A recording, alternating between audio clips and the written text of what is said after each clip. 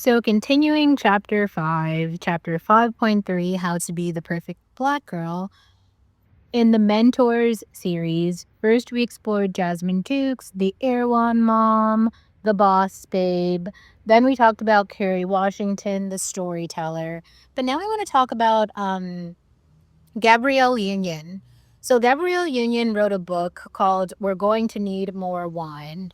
And for me, reading that book, hearing that book on the audiobook version of that book, it was so refreshing to hear her explain how she was alone, how she cried under her bed, because even though there were so many other Black women in Hollywood working on things that she was working on, she had these very unique experiences as a dark skinned Black girl.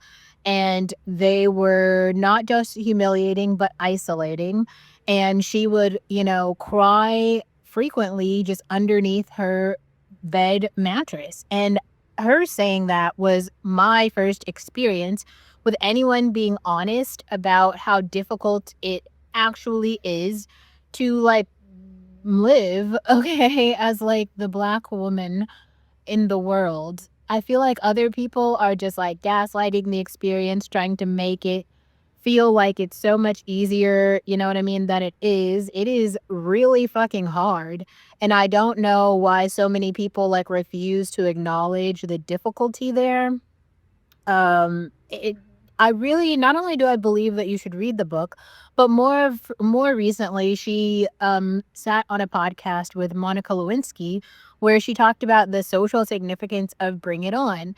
Now, I feel like watching that movie to me was so meaningful because it just expanded on social class and really on about what it means sometimes to live in a suburban neighborhood and how white and sometimes Asian those places are, but there's no amount of Black people there, especially Black women. And to see the Clovers on screen and have them, create this really urban experience and have this super bomb cheerleading routine, and then see, the really wealthy suburban schools steal their routine and then claim rights over it and compete with it. And I think we've seen that happen again and again so often. There was the experience of that TikToker, it was like a Black middle school girl who created some really cool dance, and then one of the Emilio girls literally copies the dance and then gets to go on Good Morning America to do the dance that was created by some Black girl. I mean, imagine being her and just being like, damn, it's like everything from our existence, our hairstyles, our clothes, fucking every single thing.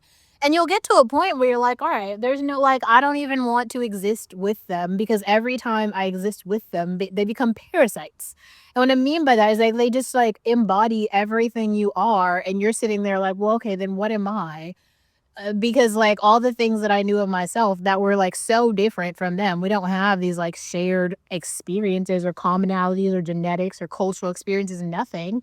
It would be one thing for you to admire it and say oh, hey, this is really nice. I appreciate what I see, but we don't see that happening. We see something else. It's literally just almost a theft of actually, now this thing that was very familiar to you, that was a part of you, it is now mine. I am taking ownership of it.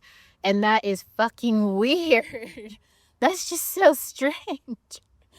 Anyway, so you should go listen to that conversation. You should definitely read the book. There's a few other Black female mentors that I'm going to explore in this very short series. But when I'm talking about these experiences, I really hope that I encourage people who are listening to this to actually go read these books for yourself. You can get the audiobook version at the library. You don't have to purchase the book. You can just read an ebook of it. You could listen to these authors give their talks on YouTube, which summarize the books. But all of these stories are categorizing experiences that are a bit nuanced because these are Black women who are coming from different social classes.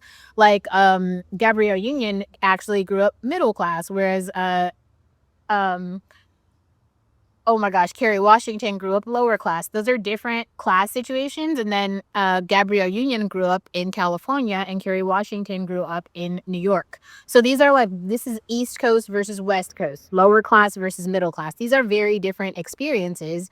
And I think like it's useful to see this from like a multitude of perspectives so that you can start to gain more of an understanding of like which parts of these experiences apply to you, which parts do not apply to you. Like, there aren't actually very many Black teens who are growing up in California, period. But to the few who are, like, does any of this relate to you? Have your experiences been like this at all? Or maybe they could be super foreign and like, actually, none of this relates to me. Whatever the situation is, I think is useful just to like compare and contrast in that way. So, yeah. Love the book. We're going to need more wine. Really appreciate Gabrielle Union just like really stepping out and being the dark skinned Black girl who has dark skinned Black girl experiences. Okay, like those are very specific, specifically in America. It's not this standard experience across the board. And no, all Black girls are not living the same life, right? Like Kerry Washington is a very light skinned Black girl. Gabrielle Union is a very dark skinned Black girl. Those are two very different experiences.